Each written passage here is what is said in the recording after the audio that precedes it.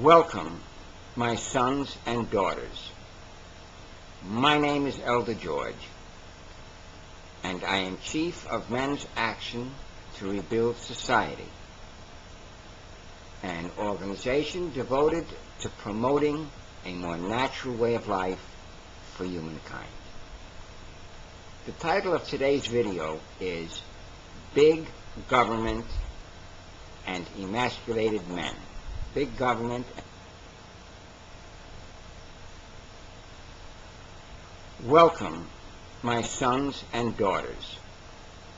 My name is Elder George, and I am Chief of Men's Action to Rebuild Society, an organization devoted to promoting a more natural way of life for humankind.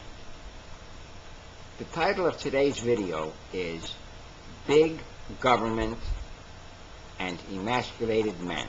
Big Government and Emasculated Men.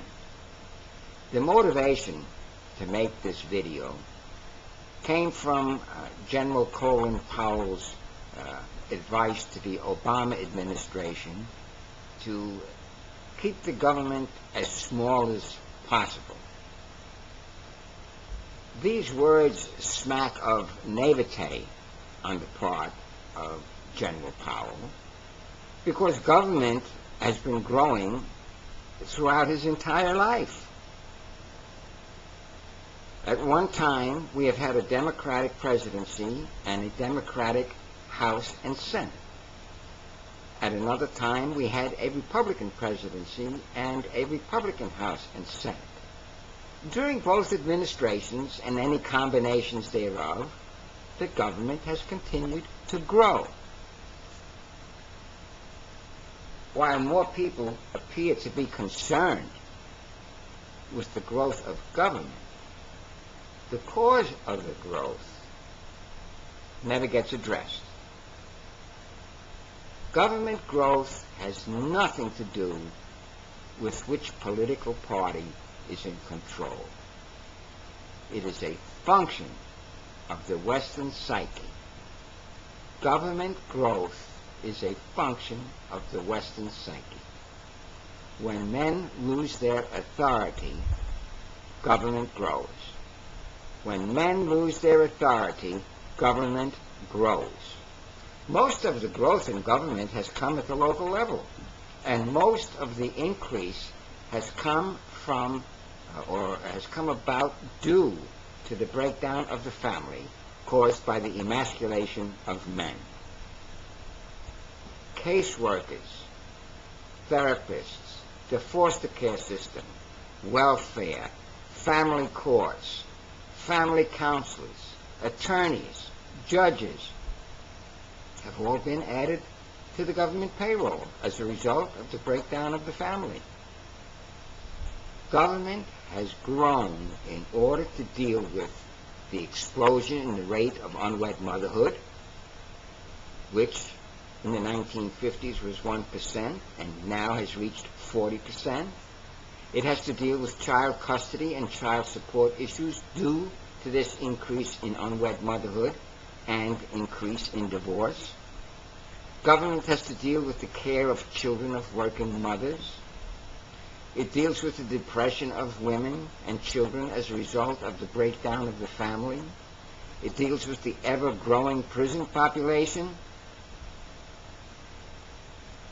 caused by the incarceration of men accused of sexual abuse, domestic violence, and lack of child support.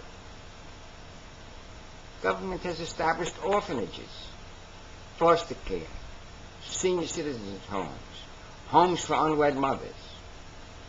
The institutionalized care of people is a Western export. There were no old age homes in India before the arrival of Western man.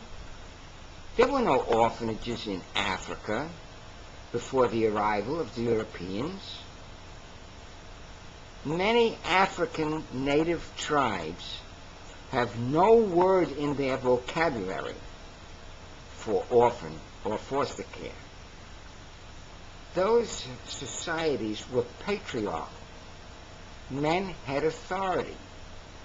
Family was the focal point of society. There was no need for large government. In America, a huge and growing governmental infrastructure has developed to deal with the destruction of the family brought about by the neutering of the man. The laws against men are deliberately prejudicial and unfair in order to break down the family and increase the power of government. Know this clearly, my sons and daughters. Family court laws are deliberately prejudicial to men so that government can increase its control over the populace. Western society has institutionalized the care of human beings because it has no concept of patriarchy, extended family, or the purpose of human existence. It has no respect for men and women either. It only recognizes persons, whatever that is. What does a person do? We'll discuss that another time. Approximately 10% of the adult population works for the government, and this does not include the military. Are people happier now that the government has taken over domestic relations from the man? 10 million American women and 3 million girls now suffer from depression. Is that a sign of happiness? 1 million of our school children are being given Ritalin. The drug Ritalin. Is that a sign of contentment? 2.4 million of our men are in prison. Is that a sign of freedom? Men make families.